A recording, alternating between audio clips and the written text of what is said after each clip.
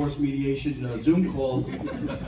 I don't know if you know this, but just for your own personal reference, during sex, if you make a woman say you're a much better hitter than your average shows, that's considered to reconcile differences. So thank you for your support with that. So with this league, you know, the best part of being a captain is the draft, like by far. Like you get to watch people get nervous, you get to see where picks go, and then you watch people scramble to pick new guys. You get to hear all this inside shit about people. You get to hear everybody lie about like, oh, this guy, you know, his leg is fucked up. You know, this guy's going to So everyone's like pulling all this shit. But then after, every captain is trying to explain how their team is the best. And everyone is so full of shit. And it's so funny because like when I leave, I know like, oh, my team is actually pretty good this year. Or other years, it's like, oh, maybe this season we'll get into the 8th inning sometimes. But like, I was talking to Doug about the teams, and Doug is saying, he's like, you know, Todd Wallman is just putting on a master class of how to be a captain, all right? Everyone else, all the other captains are playing checkers, and he's playing chess. You know, that motherfucker was playing Parcheesi. Dude, and the whole rationale is he's like, oh, well, look where he got Sarcona, look where he got Krause, look at those bargain picks. Yeah, those are bargains in fucking 1998. So where do you go with that shit? Got him all the way into the fucking play-in game against the fucking Bad News Gold Jews. Where are they?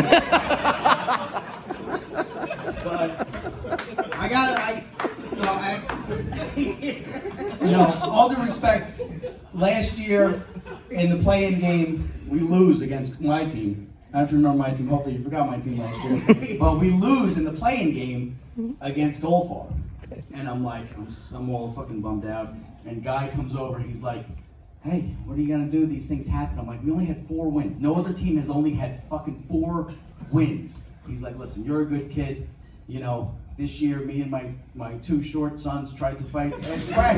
So we're up for anything. He's like, listen, you're a good kid. Listen, I'm gonna tank fucking next year and they'll forget all about it. First pick, Becker. All right. Anyway, but also in the draft, an interesting draft was Polzer's team. Dude, is Lapentina here?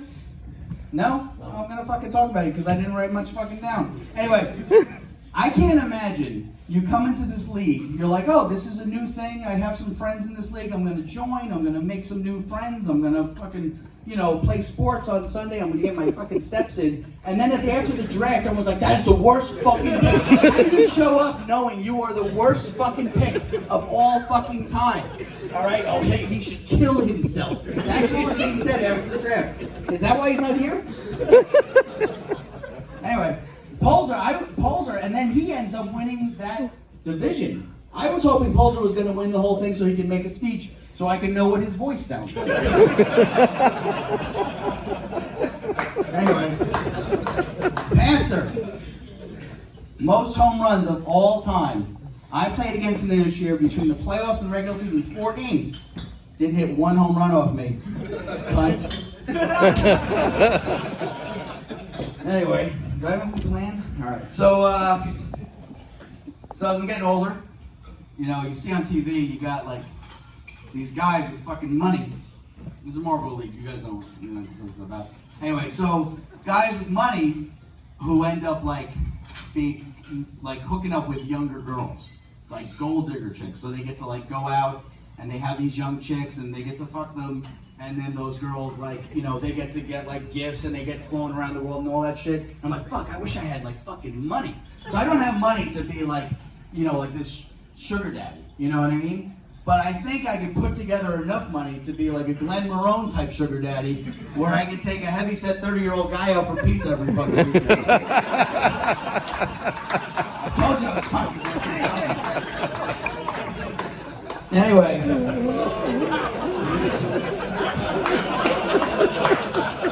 No, I'm sure you give a great fucking handy. Anyway,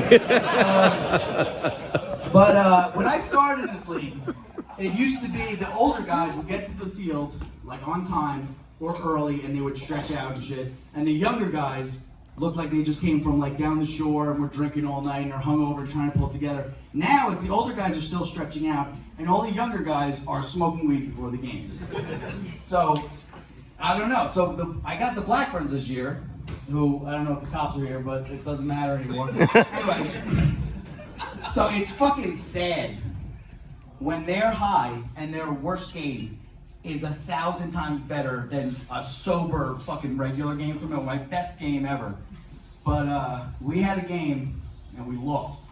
I was all fucking bummed out. We're sitting there and he's like fucking, what do they call it? Smoking glass dick or whatever it's called? Anyway.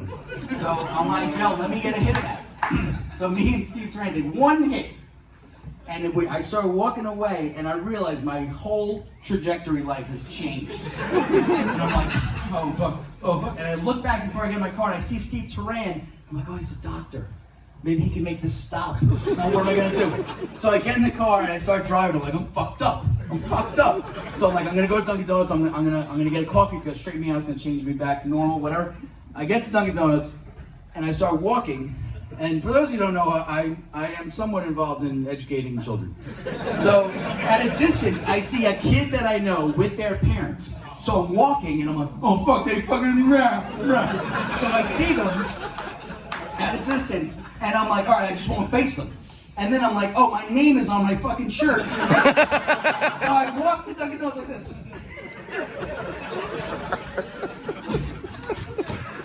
So I get into Dunkin' Donuts.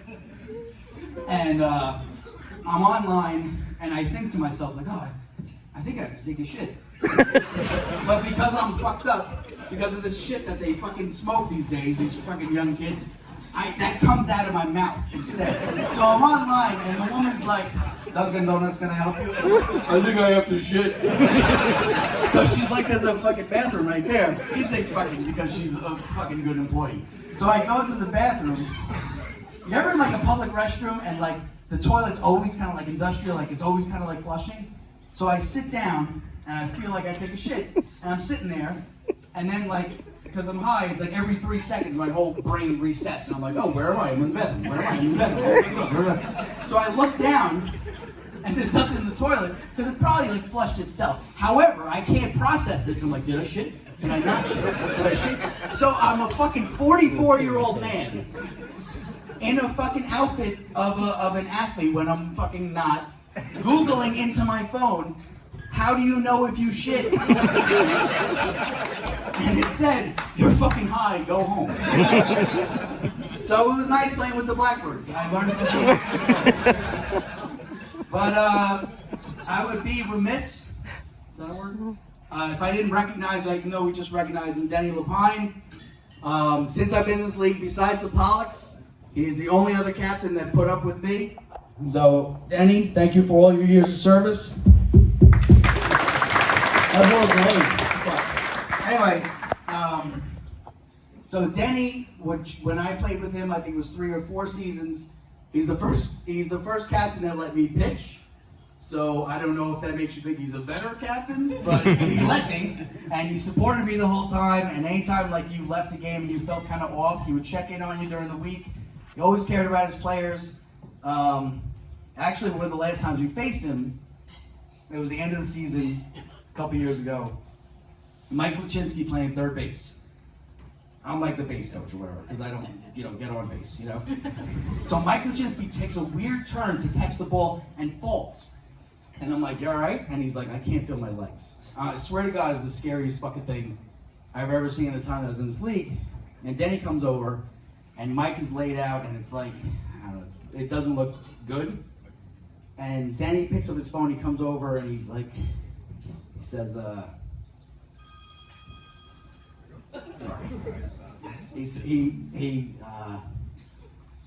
He picks up his phone. Like you're high right now? And he says, oh, sorry.